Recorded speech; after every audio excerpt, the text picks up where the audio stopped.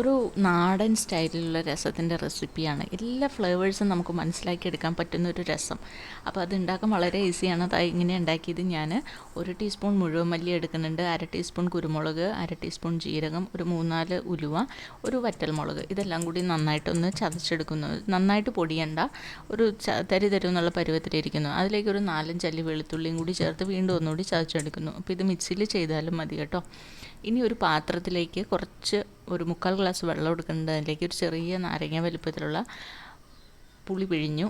അതിലേക്ക് പിന്നെ ഞാനൊരു തക്കാളി ചേർക്കുന്നുണ്ട്. അപ്പോൾ ആ തക്കാളി ഞാൻ കൈകൊണ്ട് നന്നായിട്ട് ഉടച്ച് ചേർക്കുകയാണ്. ഇനി കൈകൊണ്ട് ഉടയ്ക്കാൻ ബുദ്ധിമുട്ടാണെന്ന് തോന്നുകയാണെങ്കിൽ ഒരു മിക്സിയിലൊന്ന് അടിച്ചെടുത്താൽ മതി. അതിലേക്ക് പിന്നെ ഒരു 1/4 ഗ്ലാസ് വെള്ളം, ആവശ്യത്തിന് ഉപ്പ്, 1/4 ടീസ്പൂൺ മഞ്ഞൾപ്പൊടി, ഒരു കുറച്ച് മല്ലിയിലയും കറിവേപ്പിലയും കൂടി പിച്ചി കീറിയിട്ടത് എല്ലാം കൂടി ചേർത്ത് നന്നായിട്ടൊന്ന് മിക്സ് ചെയ്ത് മാറ്റി വയ്ക്കാം.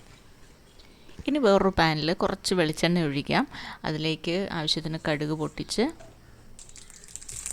2 വറ്റൽമുളകും 3-4 കറിവേപ്പിലയും കൂടി ഇട്ടൊന്ന് ചൂടാക്കാം. ചൂടായി കഴിയുമ്പോൾ നേരത്തെ നമ്മൾ തയ്യാറാക്കി വെച്ചിരുന്ന മിക്സ് ഉണ്ട്, മസാല മിക്സ്, പൊടി മിക്സ്, അത് ഇതിനകത്തോട്ട് ചേർത്ത് ചൂടാക്കാം. അപ്പോൾ ചൂടാക്കുമ്പോൾ ഒരുപാട് നേരം വേണ്ട, മാക്സിമം ഒരു 7-8 സെക്കൻഡ് മതി. ജസ്റ്റ് ഒന്ന് ചൂടായാൽ മതി, കരിഞ്ഞു പോവാതെ അതിൻ്റെ ഫ്ലേവർ മാറാത്ത രീതിയിലൊന്ന് ചൂടാക്കിയ ശേഷം നേരത്തെ തയ്യാറാക്കി വെച്ചിരുന്ന പുളിവെള്ളം നമുക്ക് എടുത്ത് അടുപ്പിൽ വയ്ക്കാം. അതിലേക്ക് നമ്മൾ ഈ പൊടി കൂടി ചേർത്ത് കൊടുക്കുകയാണ്. കുറച്ച് കായം കൂടി ചേർത്ത് കൊടുക്കുന്നുണ്ട്. കായം ഒരു പിഞ്ച ചേർക്കുന്നുള്ളൂ. ചേർത്തതിന് ശേഷം അത് മിക്സ് ചെയ്യുന്നില്ല, അതങ്ങനെ തന്നെ വയ്ക്കുകയാണ്. അത് കഴിഞ്ഞ് അത് വളരെ ലോ ഫ്ലെയിമിലിട്ട് തിളപ്പിക്കാൻ നോക്കുന്നു. തിളച്ച് വന്ന് കഴിയുമ്പോഴേ ഗ്യാസ് ഓഫ് ചെയ്യുന്നു, വെട്ടി തിളയ്ക്കാൻ വിടുന്നില്ല. അത് കഴിഞ്ഞ് ആവശ്യത്തിന് മല്ലിയിലയും കൂടി ചേർത്ത് എടുത്തു കഴിഞ്ഞാൽ അടിപൊളി രസം റെഡിയാണ്. ഇതിനകത്ത് ഞാൻ പറഞ്ഞു, നിങ്ങളൊന്ന് ഒരിക്കൽ ട്രൈ ചെയ്ത് നോക്കിക്കോളൂ. സൂപ്പർ രസമാണ്. അതേപോലെ ഫ്ലേവേഴ്സ് എല്ലാം നമുക്ക് മനസ്സിലാക്കിയെടുക്കാൻ പറ്റും.